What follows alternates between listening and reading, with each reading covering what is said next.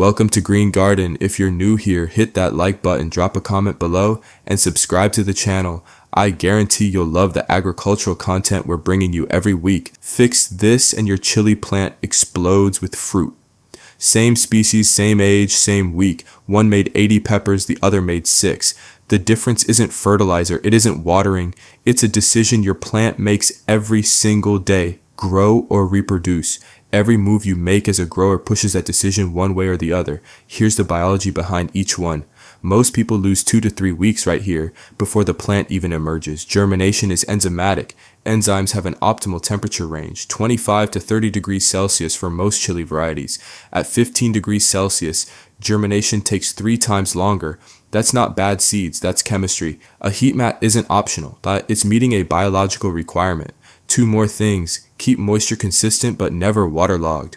Roots need oxygen as much as water, and start 8 to 10 weeks before your last frost. Chilies have a long juvenile phase before they can even flower. Start late and your plant never catches up.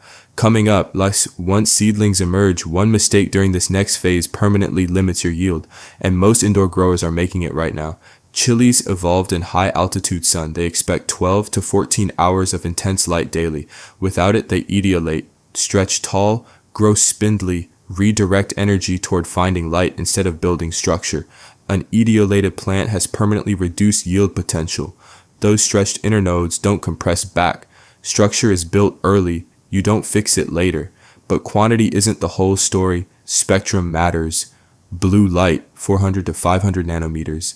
Compact vegetative growth, shorter internodes. Red light, 600 to 700 nanometers. Triggers phytochrome signaling, initiates flowering. If you're using grow lights, blue dominant early, shift toward red when you want flowers. Target roughly 4 to 1 red to blue during flowering. Outdoor growers, 8 hours of direct sun is a floor. 12 or more is where yield actually climbs. If you are enjoying this video, hit that like button, drop a comment below, and subscribe to the channel. Thank you. Coming up, your plant may have every nutrient it needs, but one number you've probably never checked could be making all of it completely unavailable. Most growers spend more on fertilizer than on a pH test. That's exactly backwards. Here's why. Nutrient availability is pH dependent. Nitrogen, phosphorus, iron, calcium, physically present in your soil, chemically locked and inaccessible if pH is wrong. Wrong pH means your fertilizer is largely irrelevant. Optimal range for chilies, 6.0 to 6.8. Below 5.5, manganese and aluminium become toxic. Symptoms look like overwatering. Above 7.2, iron and manganese lockout. Leaves yellow between veins. Adding more fertilizer won't fix it. Test first, correct pH first, then fertilize, and add 20 to 30% perlite to your mix. Chili roots are aerobic. Compacted soil suffocates them even when watering looks fine. Coming up, even with perfect soil and light, your plant has an internal hormone right now that is actively blocking it from branching. Most growers don't know it exists. This is the most important mechanism in this video. Your chili plant's growing tip produces a hormone called auxin. It flows downward and actively suppresses every lateral bud on the stem below. Your plant is not failing to branch. It is chemically preventing itself from branching. Every suppressed bud is a potential branch. Every branch is a potential flowering site. Every flowering site is potential fruit. When you top the plant to remove the growing tip, you eliminate the auxin signal. Every lateral bud activates at once. You're not encouraging growth. You're removing the block that was stopping it. Top at 5 to 8 true leaf pairs, 20 to 30 centimeters height. Too early, there's not enough stored energy. Too late, you've built vertical structure that won't fruit. A second topping of the resulting branches creates exponential branching. It delays first flowering by 2 to 3 weeks. Worth it in any season longer than 4 months. Coming up, your watering routine is either telling the plant to start reproducing urgently or quietly signaling that there's no reason to. Here's the biology behind that. Constant watering feels responsible. Biologically, it tells the plant there's no urgency to reproduce. When moisture is always abundant, the plant stays in vegetative mode. No signal, no switch. Mild cyclic deficit triggers ethylene and abscisic acid, hormones that shift the plant toward reproduction. The biological logic, conditions are uncertain, fruit now. Mild stress doesn't harm the plant, it changes its priorities. Practical rule, water thoroughly, then let the top 2 to 3 centimeters dry before watering again. Cyclic deficit, not drought. Drought causes flower drop, not fruiting.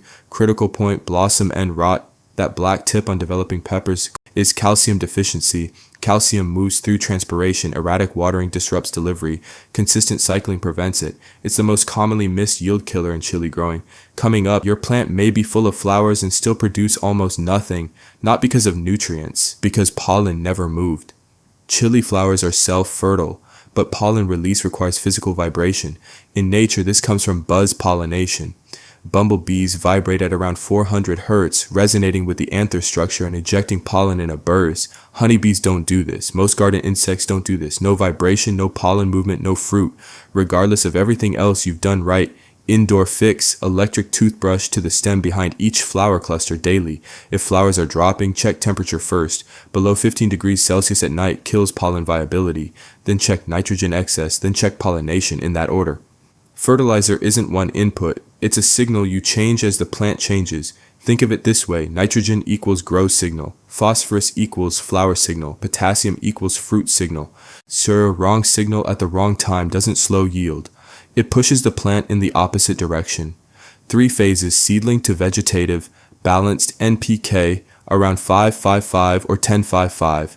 Build roots and leaves, pre-flowering and flowering. Drop nitrogen, raise phosphorus around 5-10-5. Phosphorus deficiency shows as purple undersides on leaves and sparse flowers. Fruit development, potassium dominant, drives cell turgor, sugar transport into fruit, final pepper size and wall thickness. 2 secondary nutrients most growers miss: calcium for blossom and rot prevention, magnesium for interveinal yellowing in older leaves. Both respond to CalMag supplementation, not pH adjustment.